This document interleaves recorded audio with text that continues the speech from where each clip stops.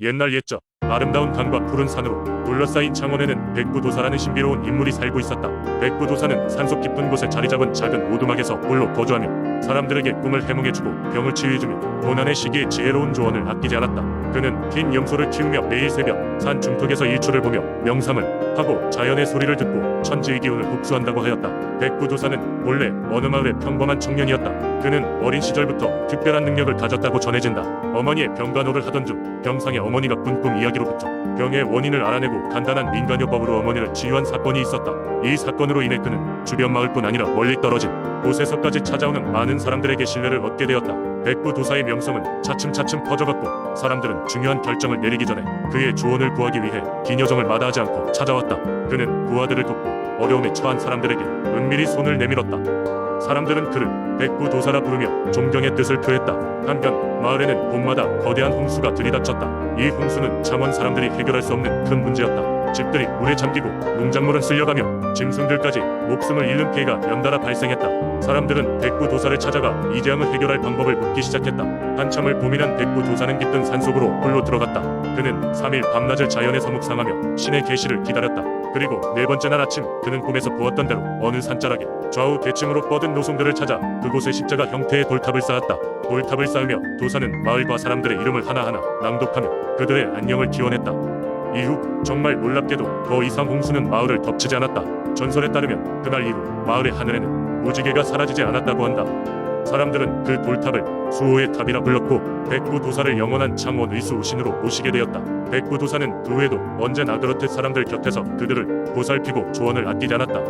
그는 훗날 깊은 산속의 자신의 오두막 앞마당에서 조용히 눈을 감게 되었지만 그의 이야기는 수세기를 넘어서도 수많은 사람들의 입에서 입으로 전해져 내려오고 있다. 지금도 창원 사람들은 어려운 일이 생기면 백구도사의 지혜에 기대어 보라는 말을 즐겨 하곤 한다. 두 번째 이야기, 옛날 옛적 지금의 경상북도 김천 지역에는 평화로운 작은 마을이 있었습니다. 이 마을은 비옥한 땅과 풍부한 자연 환경 덕분에 농사가 잘 되었고 동네 사람들은 서로 도우며 행복하게 살고 있었습니다. 하지만 이 마을 사람들에겐 하나의 고민이 있었으니 그것은 바로 매년 여름이면 마을을 덮치는 큰 홍수였습니다. 마을 사람들은 여러 가지 방법으로 홍수를 막으려 했지만 매년 빈털터리가 되곤 했습니다. 그러던 어느 날 밤 마을의 어르신인 강할머니의 꿈에 커다랗고 우직한 황소 한 마리가 나타났습니다. 황소는 우렁찬 목소리로 강할머니에게 말했습니다. 내가 마을을 지켜줄 테니 마을 어귀에 큰 느티나무 아래에 나를 위한 작은 신사를 세워다오. 잠에서 깬 강할머니는 황소 할아버지의 꿈 이야기를 마을 사람들에게 전했습니다. 마을 사람들은 홍수 걱정을 떨어줄지도 모른다는 생각에 곧바로 황소 할아버지를 위한 신사를 세우기로 결정했습니다. 마을의 어귀에 있는 커다란 느티나무 아래 작은 제단을 만들고 황소 형상을 본뜬 작은 조각상을 세웠습니다. 신사가 완성되는 날 마을 사람들은 다 함께 모여 첫 제사를 지냈습니다.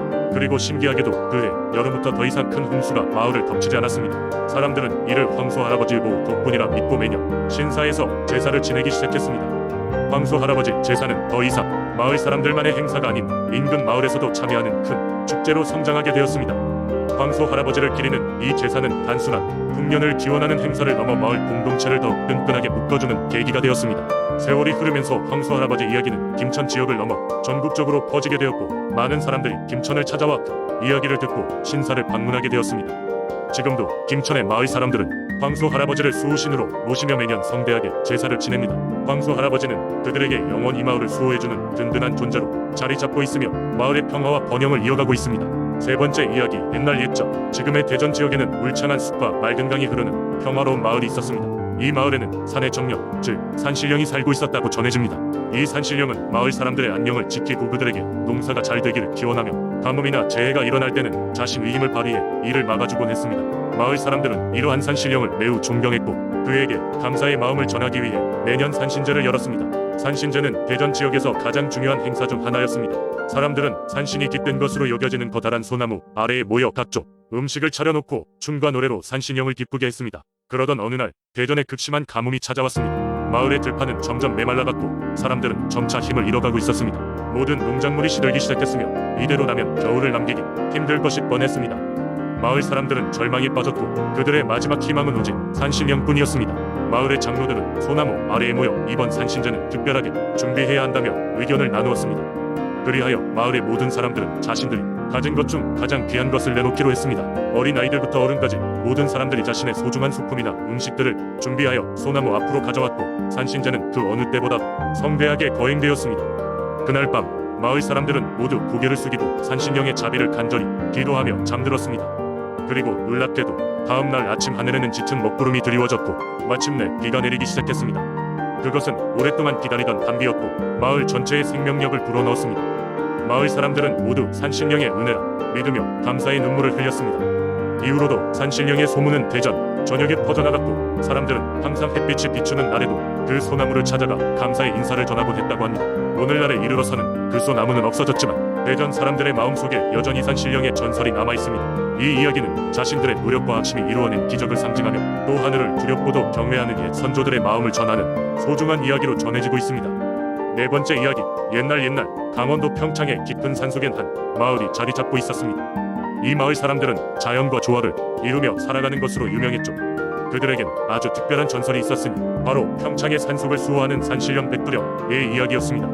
백두령은 이 숲을 지키는 수호신으로 마을 주민들은 그를 존경하며 산신제를 통해 경의를 표했습니다. 마을 사람들이 산신을 귀하게 여기는 데는 그럴 만한 이유가 있었습니다. 오래전 이 마을 근처 산속에서 사나운 짐승들이 자주 나타났습니다. 농작물을 해치고 가축을 잡아가는 일이 잦아지며 마을 사람들은 불안에 시달리게 되었죠. 마을 회의가 열렸고 마을의 어르신들은 산신령에게 도움을 요청하기로 했습니다. 한여름의 달빛이 밝은 밤 마을의 원로들과 젊은이들은 산 정상에 있는 산신당으로 올라가 풍성한 제물을 올리고 정성을 다해 기도했습니다.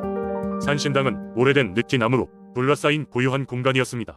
그곳에서 정성으로 기도를 드리던 중 하늘에서 밝은 빛이 내려와 산신령 백두령이 모습을 드러냈습니다. 백두령은 하얀 수염이 가슴까지 내려오는 은발의 노인이었습니다. 그는 부드러운 목소리로 마을 사람들에게 안심하라고 말하며 저주받은 짐승의 침입이 더 이상 없게 해주겠노라고 약속했습니다. 백두령의 힘은 강력했습니다. 그날 밤 이후로 마을에 평화가 깃들었고 사람들은 더 이상 짐승들의 침입에 시달리지 않게 되었습니다. 그 사건 이후로 평창 사람들은 매년 산신제를 지내며 백두령에게 감사의 뜻을 전했습니다.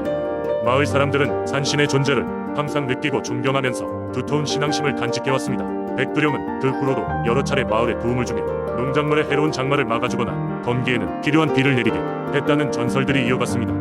시간이 흘러 마을이 현대화되며 옛 전통이 많이 사라졌지만 여전히 몇몇 사람들은 백두령에게 감사의 제물을 올리며 산신제를 성대히 치르고 있습니다. 그들의 이야기는 시간이 흐를수록 더욱 신비로움을 더해가고 있습니다. 그리고 이 이야기들은 마치 오래된 전설처럼 그리고 여전히 살아있는 민속신앙으로 마을 사람들의 가슴속에 자리 잡고 있습니다. 다섯 번째 이야기. 옛날 옛적 춘천에는 아름다운 소양호가 있었습니다. 소양호는 마을 주민들에게 풍요로운 물과 신비로운 생명체가 가득한 장소로 여겨졌습니다.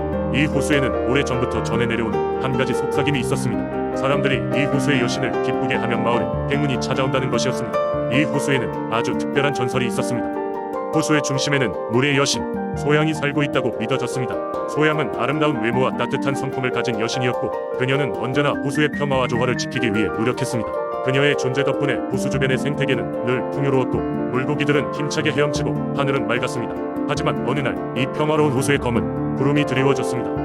머나먼 동쪽에서부터 한 무리의 이방인들이 들어와 호수에 대한 욕심으로 자연을 파괴하기 시작했습니다.